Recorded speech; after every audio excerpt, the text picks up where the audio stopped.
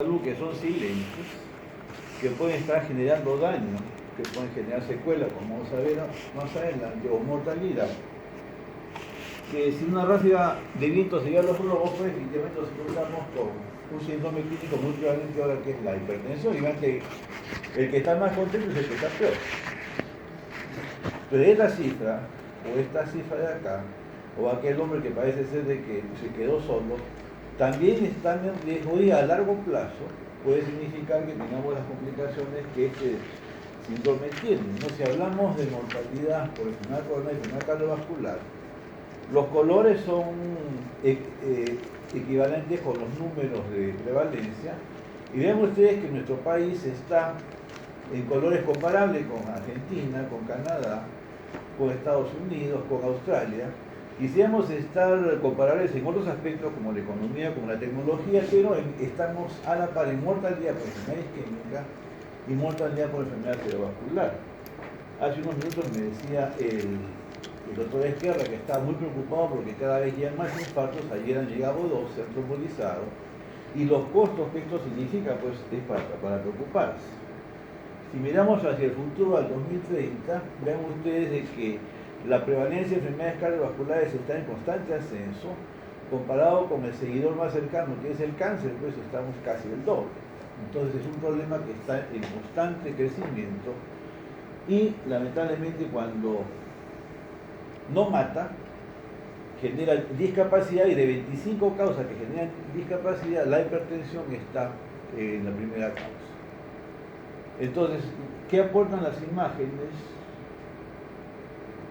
de este síndrome clínico? Estos son cifras nacionales, porque estamos en el Perú y todo lo que hablamos tiene que ser de nuestro país. Estudio Tornasol 1 en 2006, Tornasol 2 en 2011, y el día sábado tenemos la primera reunión del Tornasol 3. Yo me he metido en un problema porque voy a ser coordinador del IMA y de repente los voy a convocar a ustedes para que me ayuden cuando haya que hacer trabajo en campo. Vean ustedes que en 6 años subió de 23.7 a 27.3. Ha pasado 5 años, hoy día probablemente estamos más de 30. Y lo que más preocupa es que si hablamos de la tasa de conocimiento, tratamiento, control, aunque se mejoró, todavía la cantidad de personas que está óptimamente controlada pues es menos de 20%, es un poquito más del 20%. Entonces aquí hay un problema serio. Como quiera que esto es una mezcla de más de una clase. Vamos a cambiar acá para pasar a...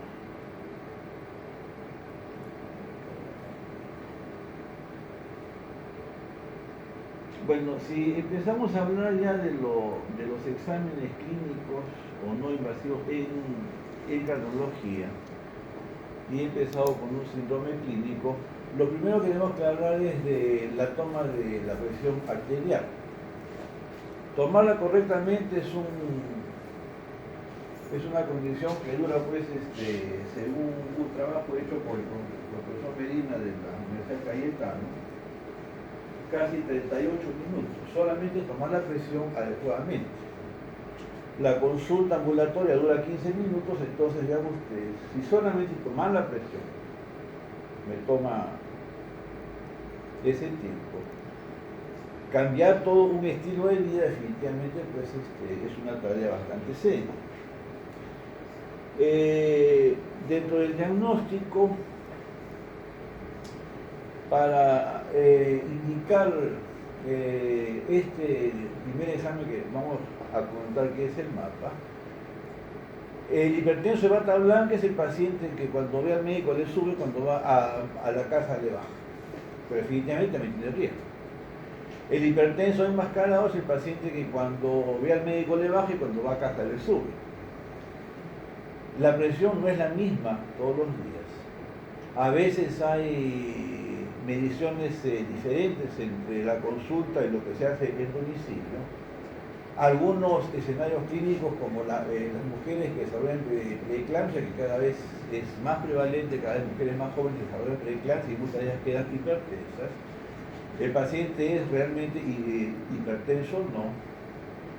Y de repente caídas bruscas de la presión, sobre todo en pacientes ancianos o en diabéticos, puede significar problemas. Si el paciente tiene un perfil circadiano de riesgo, específicamente si por la noche la presión sube más de lo debido, entonces esto es la información que nos da el mapa.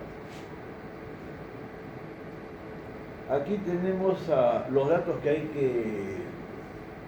que evaluar: la presión en 24 horas, la presión media durante el día, durante la noche, la relación que debe ser 10% menos por la noche, cuánto varía, cuánto asciende por la mañana y si hay o no relación con las cargas tensionales. Ahora, cuando hablamos de evaluación de daño de órgano blanco, estos son algunos de los exámenes no invasivos que tenemos que hacer en cardiología. El electrocardiograma definitivamente es el primer examen que debe estar en todo paciente con enfermedad cardiovascular. La ecocardiografía es un examen. ¿Aló?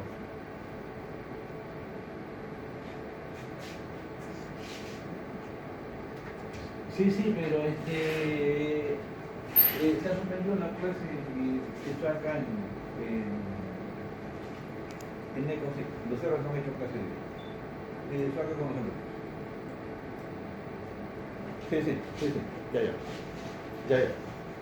Sí.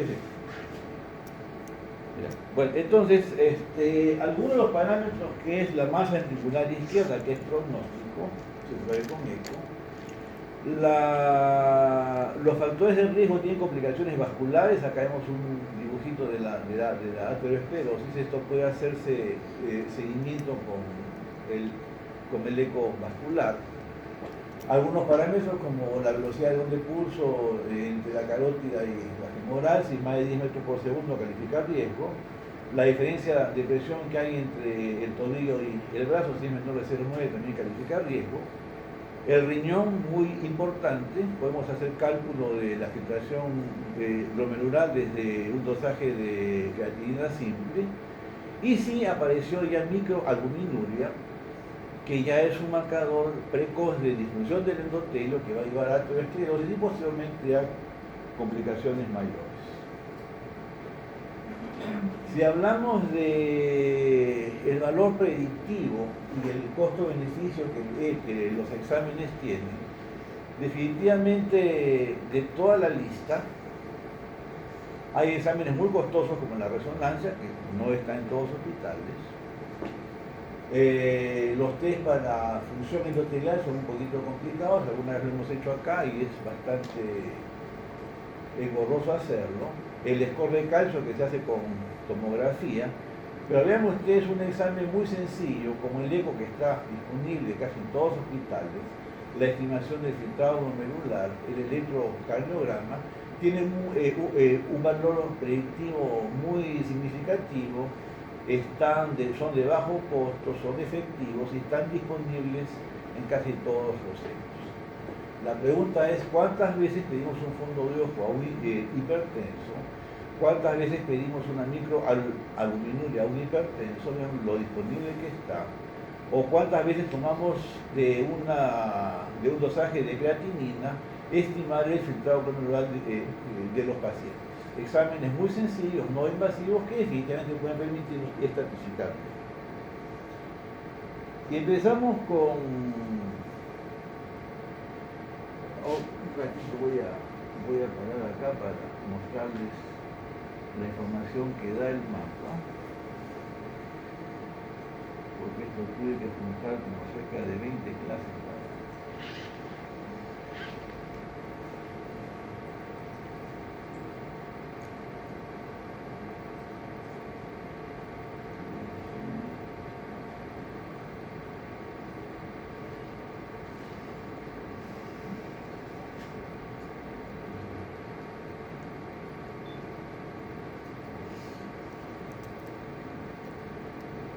Entonces, le mencioné que la presión no era igual durante las 24 horas. Este es un paciente normotenso. Acá están las 24 horas. La presión sistólica durante el día es mayor que durante la noche, al igual que la diastólica. Cuando nos despertamos hay un resalto matinal y la presión luego baja. El hipertenso de bata blanca es el paciente que cuando está en la consulta le sube, y vean ustedes que cuando se va a la casa tiene conducta igual que el normotenso.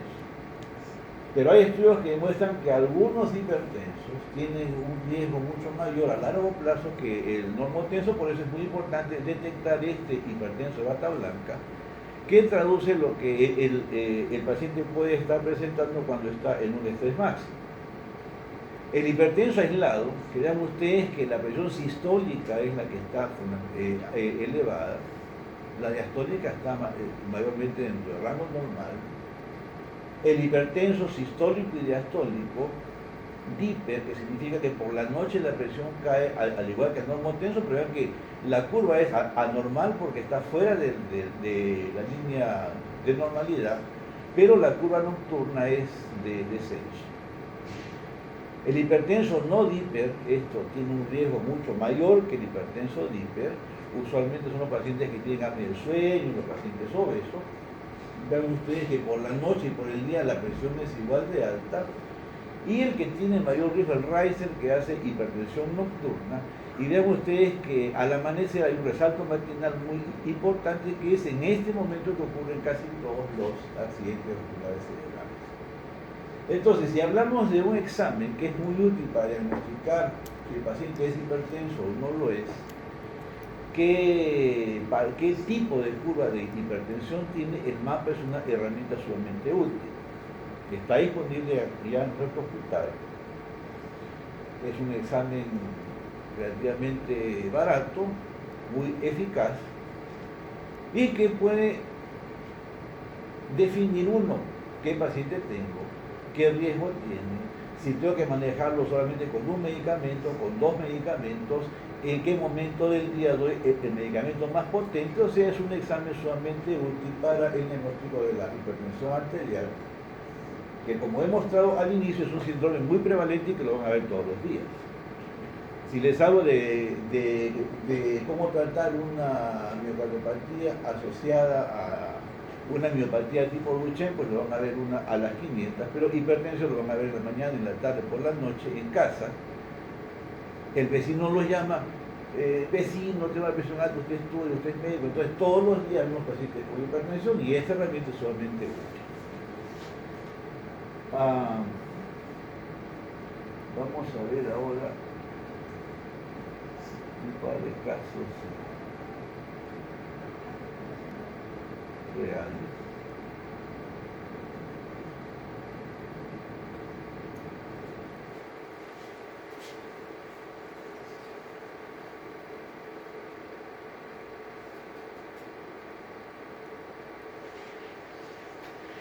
Por ejemplo, este es un paciente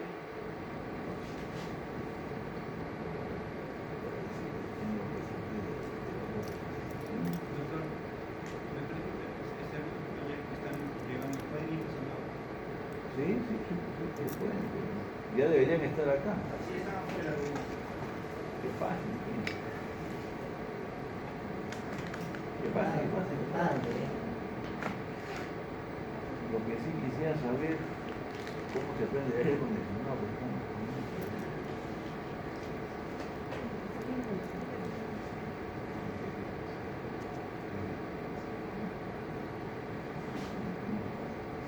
La presentación es la que no sé cómo se motiva.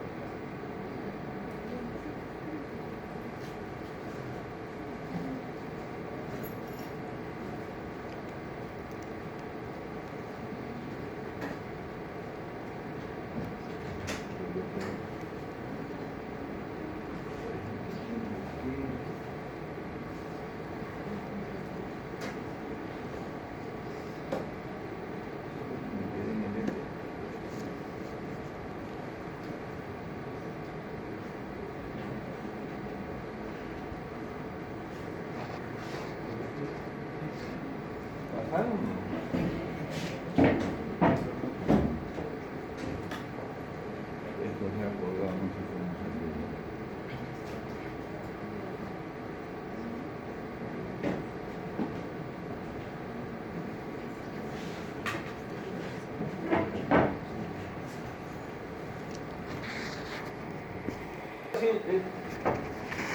52 años, enrolado por cefalea, que es la molestia más frecuente que encontramos en los pacientes con hipertensión. Un dolor torácico atípico, que es el dolor que el paciente como que no lo describe como anginoso, que es cuando se pone toda la mano, eso sí es coronario. Si la mímica es se me sube, es coronario. Si lleva el brazo abierto hacia el hombro, es coronario.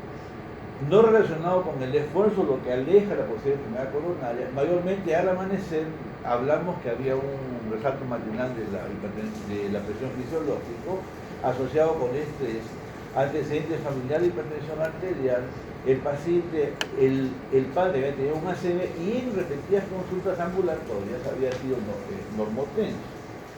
Hicimos un mapa y vean ustedes que si bien es cierto la presión arterial no es severamente alta, casi todo el día después de la consulta las cifras de presión están por encima de lo normal, hay un resalto matinal significativo, es un paciente que es tipo diésel. Iniciamos un tratamiento y pocas veces conseguimos una adherencia como este paciente que a su consulta iba con su cuadrito, ponía el día, ponía el mes, presión arterial, día, noche, y se consiguió con una monoterapia conseguir controlar. Ahora, para conseguir adherencia tengo que hacer un diagnóstico, explicar al paciente los beneficios del tratamiento y definitivamente pues a largo plazo, si pasan 6 meses y el paciente sigue controlado se llama adherencia, si pasan 2 años se llama persistencia en el tratamiento, que es lo que tenemos que buscar, sobre todo si las enfermedades que evaluamos son enfermedades crónicas.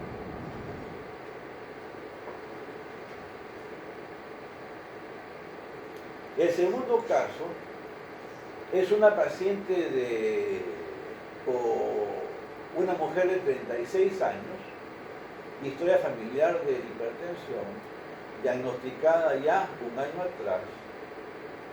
Iba a la consulta por episodios de mareo, tinnitus, inestabilidad, funcionaria en un banco local y tenía las molestias mayormente durante los directorios.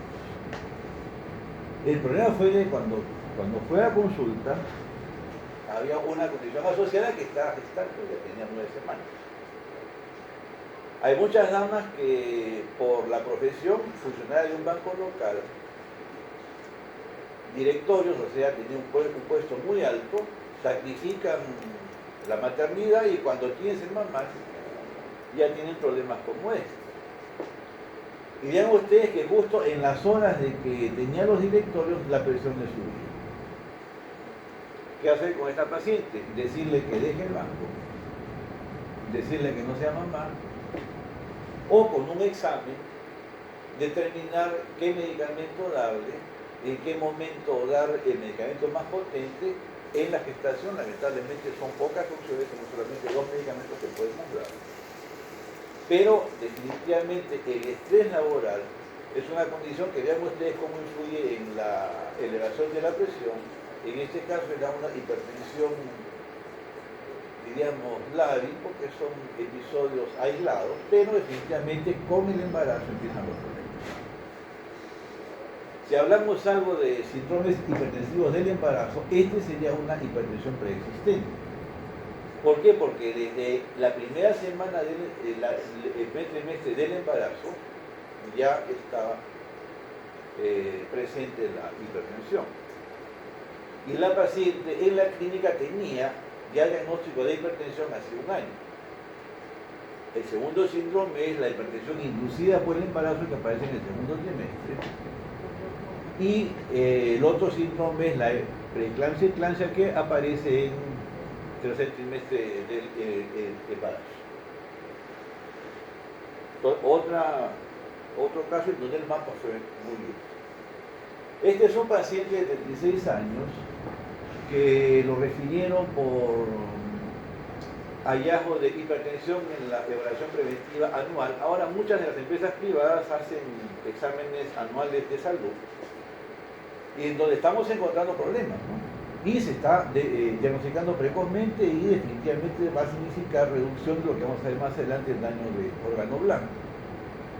Es un paciente que tenía un índice de masa de 24, o sea, no tenía sobrepeso, 150, 110 de presión, 3 medidas en 30 minutos. O sea, no había duda que la presión estaba alta. Si solamente está alta la presión sistólica, puede ser que sea reactivo, pero si las dos presiones están elevadas, y no solamente una, sino 3 medidas en diferencia de media hora sigue alta, probablemente es hipertenso. El paciente y la esposa están muy ansiosos porque el suegro había fallecido una semana atrás de forma súbita.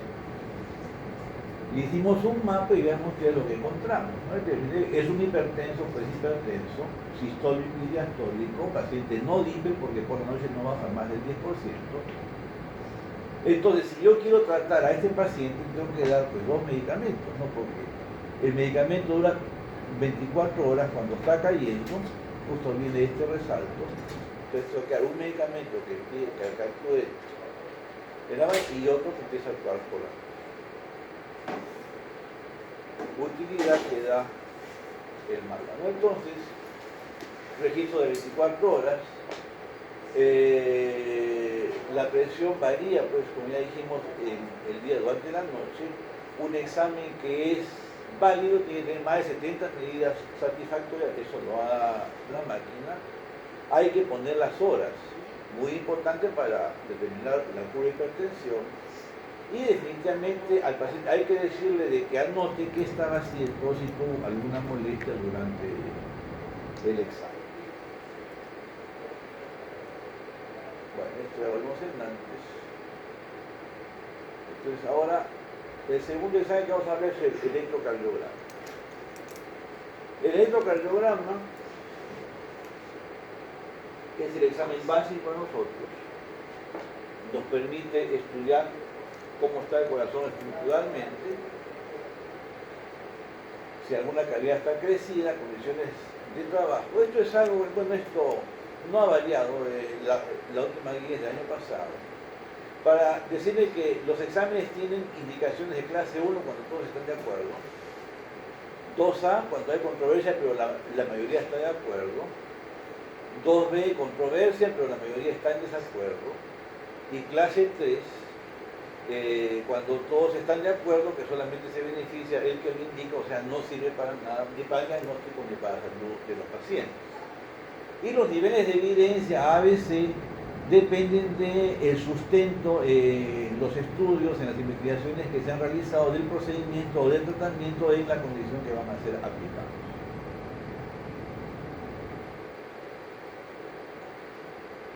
Este es un paciente, 52 años, hipertenso, empresario, antecedentes familiares de hipertensión, cefalea por esfuerzo, presión 150 con 100, no es la gran hipertensión.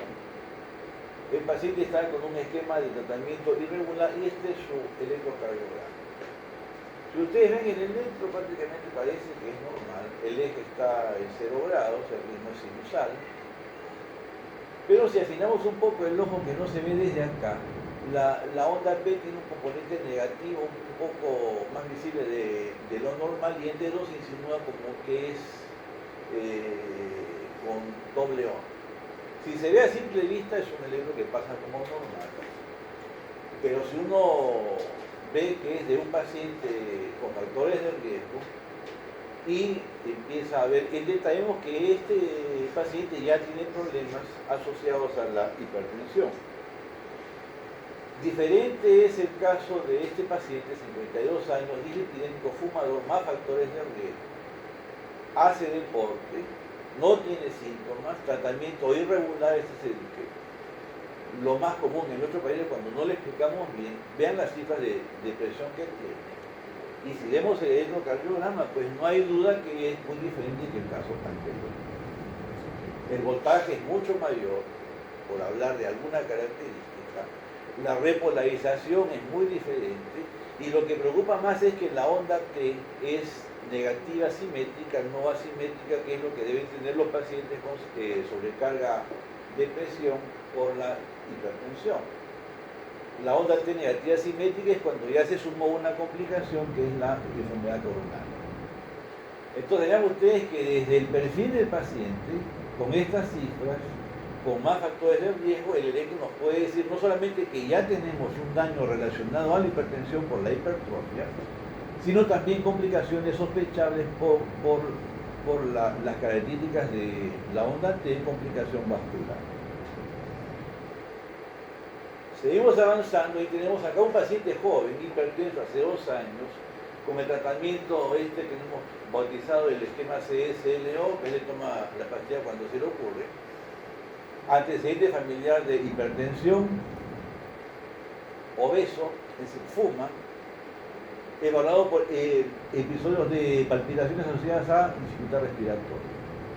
Aparte de la hipertensión arterial, el electro muestra que ya perdió el ritmo sinusal, tiene una fibrilación auricular, que es una complicación asociada a la hipertensión. Vean ustedes que todavía la onda T y el voltaje está notoriamente modificados como el segundo caso, pero esta complicación anuncia que estamos ante un futuro probablemente sombrío. Y seguimos avanzando en el tiempo. Caso clínico 4. No solamente tenemos fibrilación auricular, sino acá tenemos ya hipertrofia ventricular izquierda. A juzgar por el voltaje, hay una serie de índices, sería toda una clase solamente de electrocardiograma, pero vean ustedes que los electros son muy diferentes. El normal, que parece normal, pero con algo escondido. El anormal sin complicación mayor y el anormal con complicación mayor, fibrilación auricular y signos de hipertrofia sobre cada sistólica. ¿Y esto qué significa? Que se viene un accidente mayor. Paciente ingresa al hospital con hemiparesia derecha, disartria, desorientación y trastorno del sensor. Daño del órgano blanco arriba, presión arterial elevada, soplo sistólico, bueno, los signos neurológicos, y vean ustedes la tomografía lo que mostró. Si el paciente no se muere, la pregunta cruel es ¿quién se queda con este paciente el 31 de diciembre? Empiezan los problemas, que se quede tu hermana que no trabaja, tu hermano que es un ocioso, otro hermano que tiene plata, que pague a alguien, y el paciente quedó afásico, no puede decir, lárguense todos y déjenme solo. Calidad de vida modificada para siempre, tanto para el enfermo como para toda la familia. Entonces, por eso es que si hacemos un diagnóstico correcto con el mapa, con el electro, con una buena historia, buscando daño precoz de daño renal con la microalbuminuria, como mencionamos al inicio, que es marcador de difusión del endotelio, vean ustedes que con estrategias no invasivas podemos evitar complicaciones mayores. La prueba de esfuerzo es una variación del electrocardiograma que es hecho durante el ejercicio.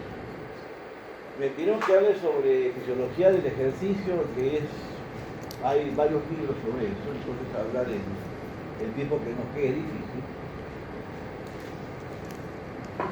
El principio básico es hacer que el corazón llegue a un trabajo máximo, que se calcule en base a la frecuencia cardíaca, 220 latidos menos la edad, en el caso del hombre, 210 latidos menos la edad, en el caso de las damas. Mucho cuidado con las damas que se bajan la edad. Alguna vez vi a una señora que había pasado por varias cirugías plásticas y se bajó casi 30 años y casi la mató en el examen. La hija parecía la hermana y uno había sido la mamá. Pero es un paciente, siempre de orientación clínica, dolor torácico en la consulta, 31 años de edad, hipertenso, hipertriglicéridos, fumador, examen de presión normal que estaba con tratamiento, ningún signo relevante. La placa de tórax, una ciudad cardíaca normal. Este es un examen previo a otro examen de imagen, no conseguí otro examen. Empezamos con un electrocardiograma basal de reposo, que es normal. La prueba de esfuerzo se va subiendo el eco fue normal, la carótida también normal. Y tenía un cierre valvular mitral plano, que es una condición que produce el otro ácido atípico. Esto fue antes del ejercicio.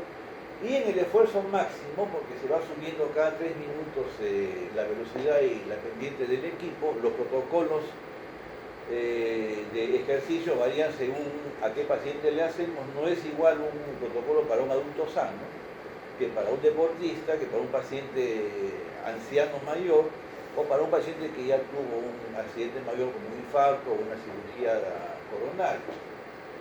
Entonces vean ustedes que esta zona que se llama repolarización, de lo que era ascendente se ha hecho algo rectilíneo.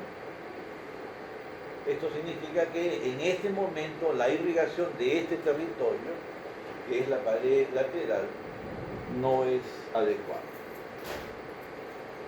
Rápidamente mejora, vean ustedes, apenas cesa el ejercicio, después puede ser una lesión leve.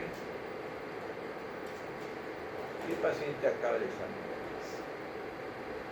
Los sistemas nos dan latidos promediados y vean ustedes pues los cambios de la repolarización, comparan el basal, el pico de ejercicio y cómo acaba. Este desnivel del punto J, que es la unión de la espiga con la repolarización, y el segmento ST infranivelado rectilíneo es lo que califica la presencia de isquemia miocardial.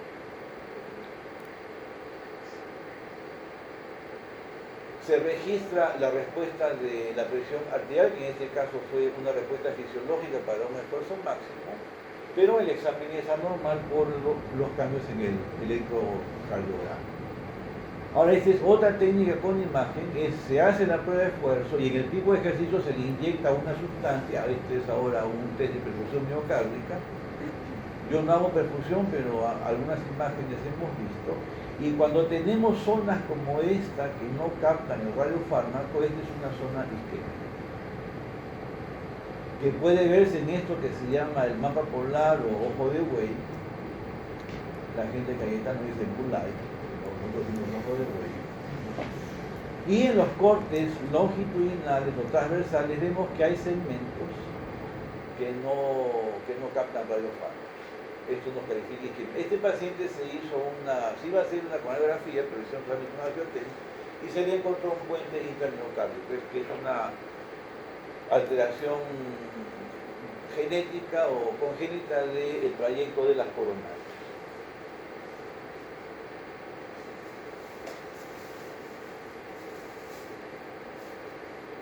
Bueno, este es un caso problema ocupacional. Electrocardiograma basal de reposo. Paciente dislipidémico, fumador, mitral de diabetes, y tenía un dolor torácico atípico. Le habían hecho ya una prueba de esfuerzo, no dijo que se la habían hecho, y fue para una autorización para subir a una de las mineras que aún los revoltosos no han cerrado. Y vean la prueba de esfuerzo. El esfuerzo máximo es una prueba de esfuerzo fuertemente positiva para el isquemia.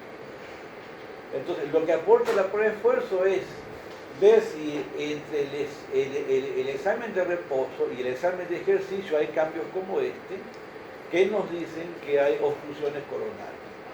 En este caso, vean ustedes que hay en D2, en D3, en ABF, en B3, B4, B5, B6, probablemente es un paciente con más de una arteria enferma. Si este cambio ocurre en los primeros 3 minutos, hablamos de lesiones proximales o lesión del tronco coronal izquierda. Si se cierra, garantizado que es muerte súbita, probablemente. Si ocurre en 6 minutos más, probablemente lesiones no críticas, tercio medio. Y si ocurre en el esfuerzo máximo, como el caso previo, son lesiones leves que probablemente no sean mortales. La evolución en la recuperación de la prueba de esfuerzo es que el ST se hace descendente. Aquí empezamos a respirar tranquilo. Y después del ejercicio, el electrocardiograma debe normalizarse. En este paciente tuvimos casi como hora y media con cambios en el electro. Yo estaba preocupado porque estos exámenes siempre son los últimos del día.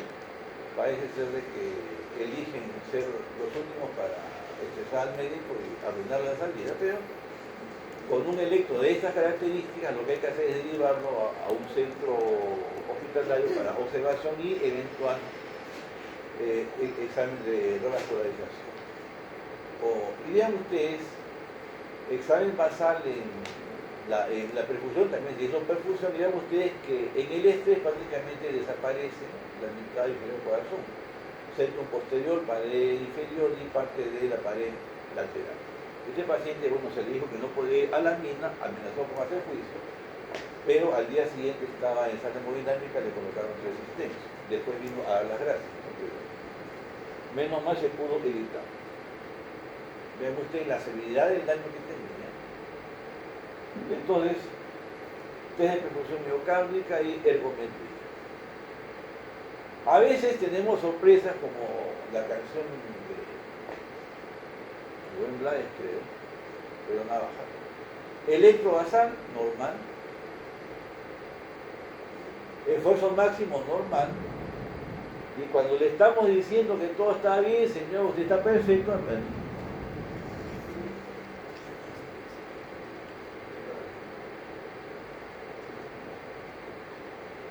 por supuesto que acá tuvimos...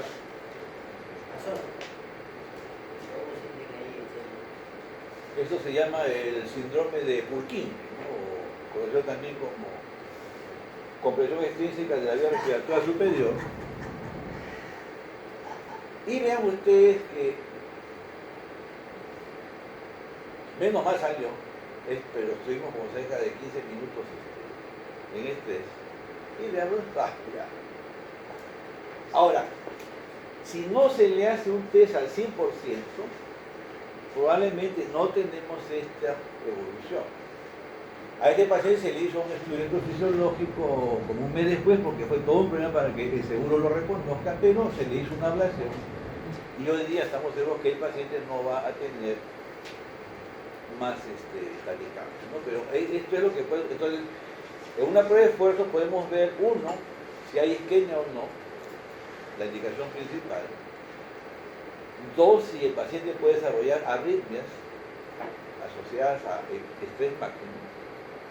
Y tres, si es que la respuesta de la presión arterial es normal o no es normal. Y directamente también nos puede dar información sobre la hipertensión. Y vean ustedes pues que menos mal se pudo solucionar.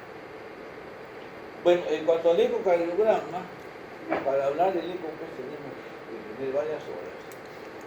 Vamos a cambiar de escenario clínico, vamos a ir a un escenario en donde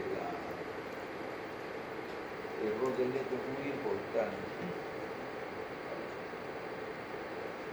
El doctor Esquerra tiene 2 trabajos sobre el síndrome de Purkinje,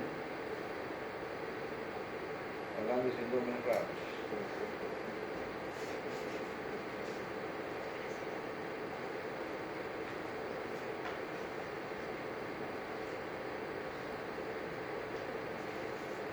Bueno, el rol del eco empieza a veces con una llamada, ¿no? Cardiólogo de guardia, va a emergencia, ¿no? Y lamentablemente llaman cuando ya son más de las 12 de la noche o 3, 4 de la mañana, y el paciente está a veces más de 20 horas en emergencia. Y el examen a veces puede ser desafiante como este, ¿no? Si les pregunto qué ven en la radiografía,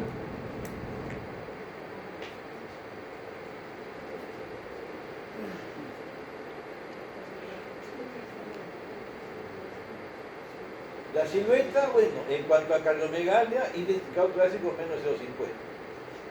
¿Por qué? Porque si ustedes miden el tórax y miden la silueta es menos 0,50. La forma no es normal. Cuando tenemos la punta levantada, usualmente es ventrículo derecho.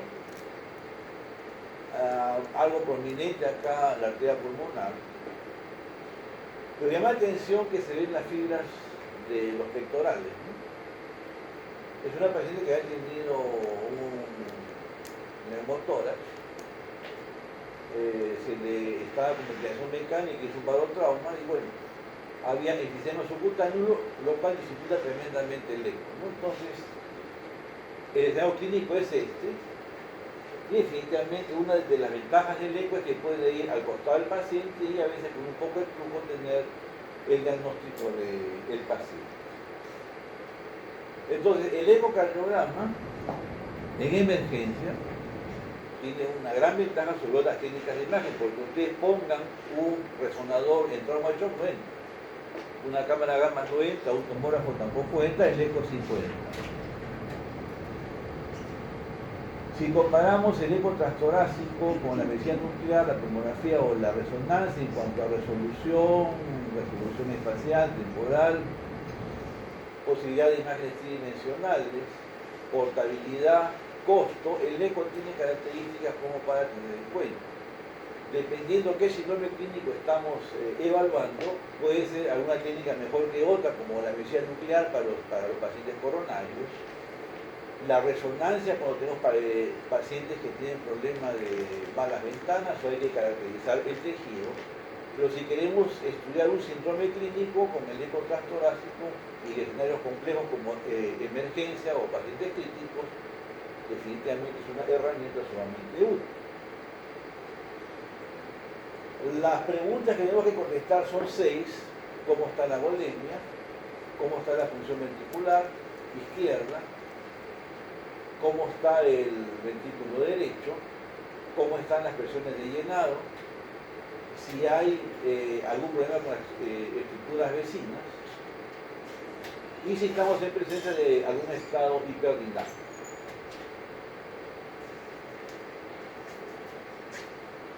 Como quiera que esto iba a ser casos clínicos y mostrando que nos dan las técnicas, este es un electrocardiograma con un bloqueo completo de rama izquierda, 57 años, hipertenso severo, tratamiento irregular, otro paciente que todos los pacientes cuando se le ocurre, dolor súbito, inicio súbito, dolor torácico, ortopnea, hablamos ya de cosas serias, y no solamente es dolor más ortopnea, sino aparición de un soplo que no tenía.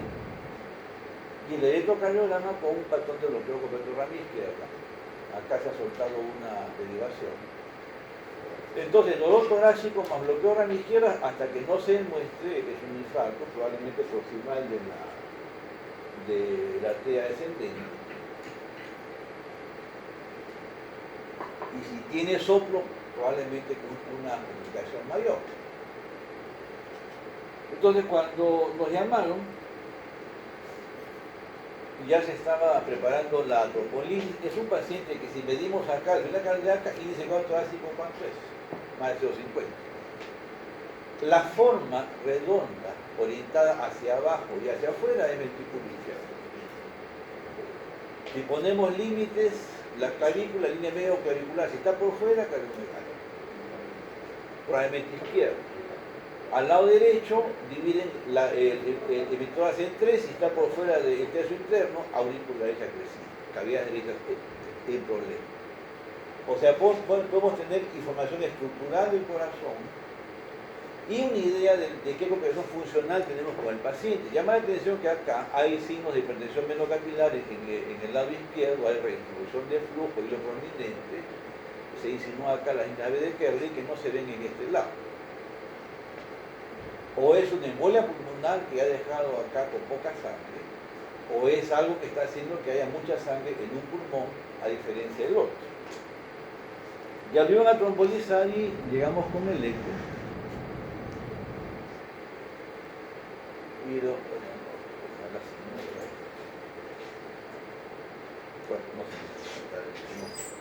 no sé. Entonces,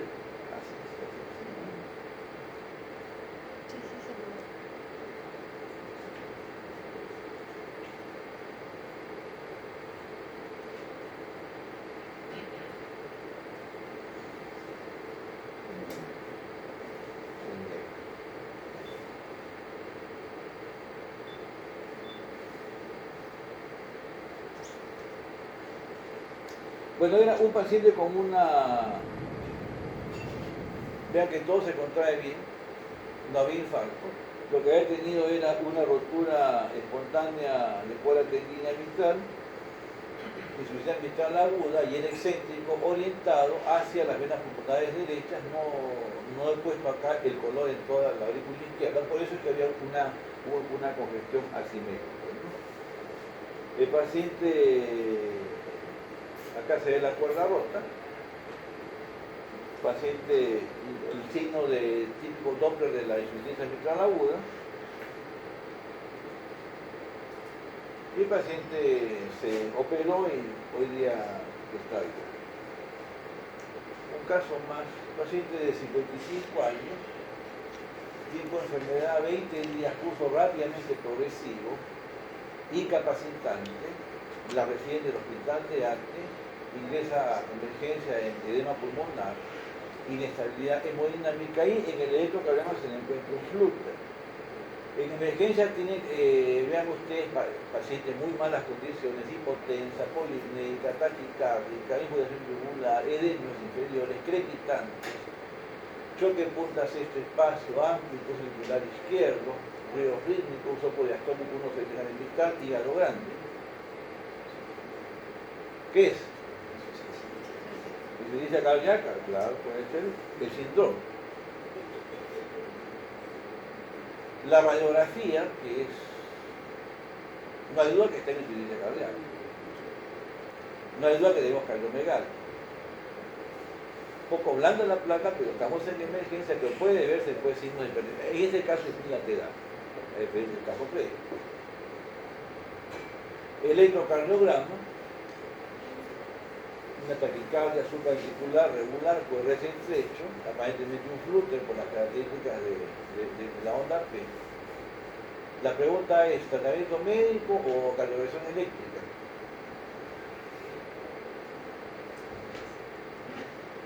Cuando llegamos con el eco ya la iban a cardiovertir, pero la pregunta era esta, ¿no? ¿Es una lesión valvular? ¿Es una congénita? ¿Es una enfermedad primaria del músculo? ¿Es isquemia? ¿O es un proceso del miocardio asociado a una enfermedad sistémica o ninguna de las anteriores? El eco tiene la gran ventaja que desde que uno pone la sonda sabe frente a qué está. Un tumor cardíaco. Si la descargaba, probablemente algún fragmento se desprendía y la paciente, aparte de su falla cardíaca, se iba a quedar con hemiplegia.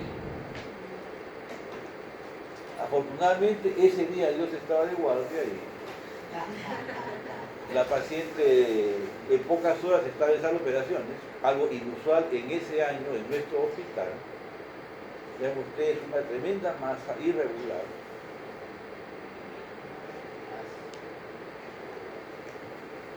Acá están los cirujanos de la época, algunos quedan, a pesar que están con antifaces que podemos reconocer quién es. Es de Zapatel, el que está a la derecha, Zapatel. Sí, ahora está en Cajamarca. En Cajamarca. Zapatel y ahí está el tumor. El tumor. Entonces, vean ustedes que de un examen de imagen se fue al tratamiento. ¿Sobrevivió ese paciente? Sí, sobrevivió. Ahí está la histología, es un mixoma. Otro accidente mayor, y creo que es el último. 58 años de edad, dolor torácico agudo, cefalea liga y algo común en muchos de los que hemos visto hoy día, tratamiento irregular. Hablamos de adherencia al tratamiento y de persistencia en el tratamiento, punto muy importante, porque yo puedo hacer un diagnóstico con los recursos tecnológicos que estamos mostrando, pero si no educamos al paciente, no le explicamos qué es lo que tiene, el paciente con su buen diagnóstico va a quedar con secuelas o simplemente se puede morir, que no es el objetivo. Hipertenso, llama la atención la presión diastólica. El río cardíaco horrible, son los protodiastólicos en área aórtica, el eco con la posición atípica, y el eco muestra pues vestíbulo hiperdinámico, la aorta elongada, con una sombra media rara acá. Se ve en la aorta torácica descendente y en la aorta abdominal. Un paciente que el dolor torácico agudo es una disección de aorta. Y vean ustedes que el problema no solamente es a nivel de la aorta, sino cuando le vimos el cuello, tuvimos también, nos quedamos afónicos porque también está disecada, las dos carótidas están disecadas.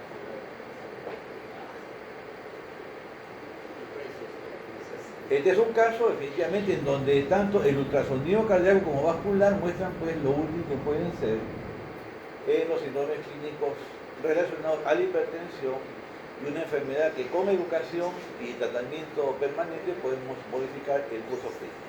No todos los casos son iguales, esto es para casi para terminar. Este es un paciente de 21 años de edad sin antecedentes cardiovasculares, llega al hospital con un tiempo final de 20 minutos, me hizo brusco primer episodio, pero iba a serenar. Discutió con la novia y decidió eliminarse. Iba a ser un caso de automasculinicidio. La endoscopía es impactante porque cuando llegamos a emergencia, presión arterial 110/70, 64, 26 por micro, aparentemente el paciente estaba en agitación psicomotriz, que es umbroso, no es pestones, no soplo, no frote, no edema. Electrocardiograma 0045. Normal, ¿no? Endoscopía de paciente. Entonces, ¿qué hacer? Márquese el balón, telefoné al cardiólogo, muy urgente. El cardiólogo ya estaba apagando el cerebro, 0:55 de la mañana. El eco puede llegar al foco de la emergencia, que es la gran ventaja. Acá, bueno, tuve que hacer todo por su costal porque ni habrá que hacer para desarmar la caja de cuchillo. La doctora Reforma era, en esa época, creo que era la ministra de Salud que quería reformar el sector, pero no pudo. Por eso acá la chica pregunta qué se ha llamado si el traductor que estoy chancando o el cuchillo. Bueno, en emergencia pues el eco es útil, este es un ejemplo, y vean ustedes, el corazón aparentemente bien,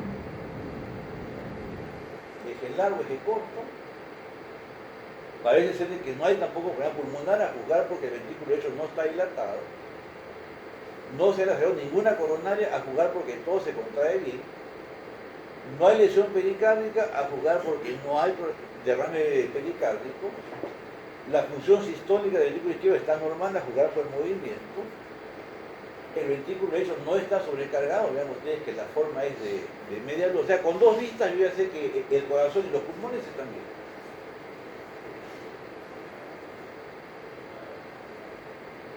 Una vista de 4 cámaras, bueno, casi 4 cámaras, pero muestra pues que todo se mueve bien. El gasto cardíaco está normal, decimos un modo M, la presión de llenado está normal, la fracción de suelo está normal. Y vean ustedes que los pulmones estaban limpios, no había derrame. 1:25 de la mañana, esta huella fue un poquito entretenida. Y vean ustedes hasta dónde sale el cuchillo. Un poco más se queda para arriba, cerca de la columna. ¿Qué otro procedimiento creen necesario para la columna terapéutica?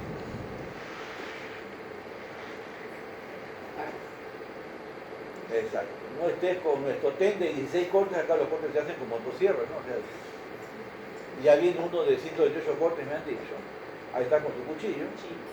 Tuvimos que plancharlo y efectivamente la sorpresa fue de que no había problema ni derrame pleural, ni problema de pericardio,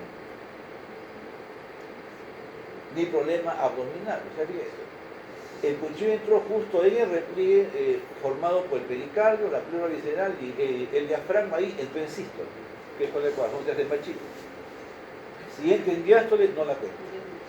Vean ustedes.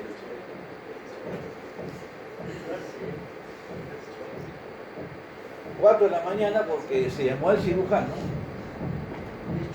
no pudo llegar. Acá le está temblando la mano al cirujano por lo que iba a hacer. Esto fue muy osado porque debió hacerse en sala de operaciones.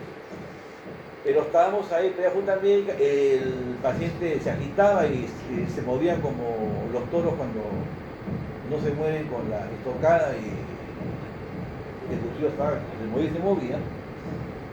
Así que se decidió sacar el cuchillo. Estaba el jefe de emergencia, el jefe de la guardia, el director del hospital estaba en el teléfono. Y menos mal paciente pues se le envió al psiquiatra y hoy día aparentemente está bien si es que cambió el novio, ¿no? Porque si no,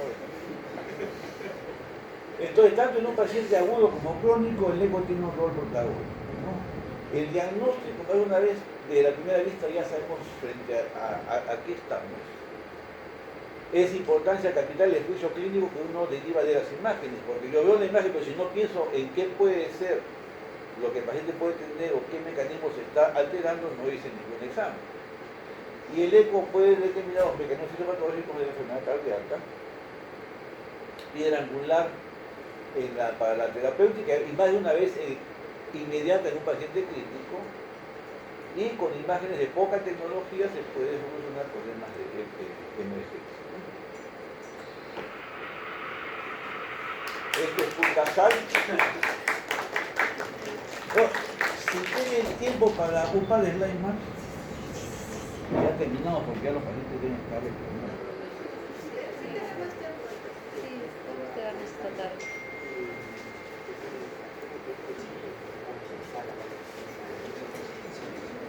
Entonces, hay que tener presente de que la enfermedad no es un fenómeno estático en el tiempo, sino que es evolutivo.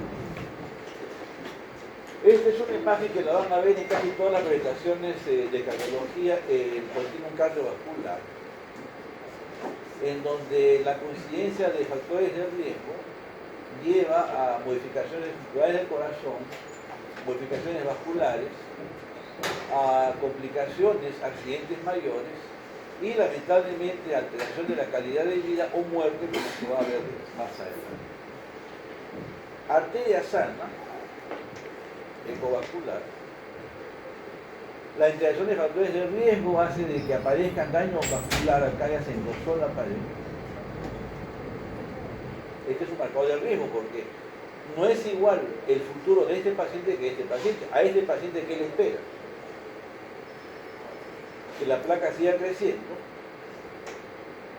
lamentablemente que se pueda romper, y si se rompe en la coronaria, lo que sigue es esto. Este es un infarto anterior extenso, con remodelado. Este paciente se murió a los 3 días que hicimos el eco. Si se rompe arriba, ya dijimos quién se queda con el paciente en Año Nuevo. Si el paciente no se muere, remodelado excéntrico, compromiso funcional y con frecuencia, pues, a medianoche llega a emergencia con un edema pulmonar.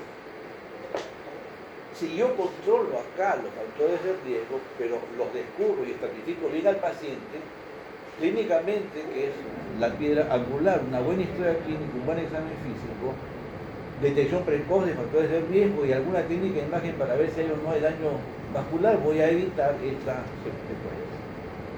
Este es el continuum vascular.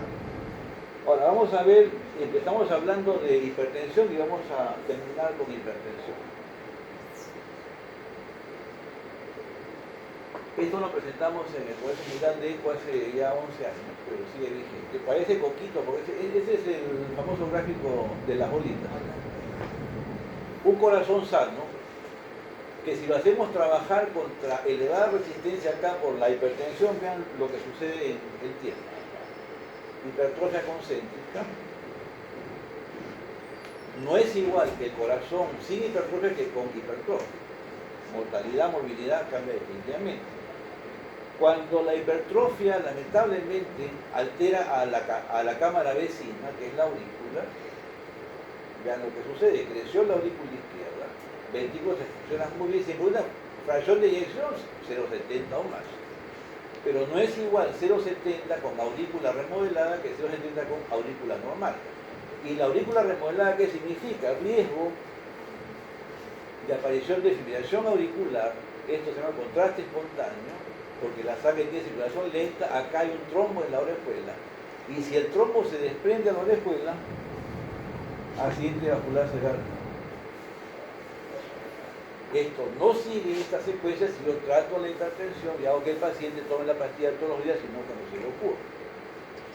si las cascadas que tienen que ver con la aparición de la hipertensión, llámese tono simpático, sistema renal angiotensina, arginiazopresina, aldosterona y todas las cascadas descritas, siguen actuando, empieza a haber un remodelado excéntrico. Ven ustedes que la cavidad acá es pequeña y acá lamentablemente ya se dilató la cavidad.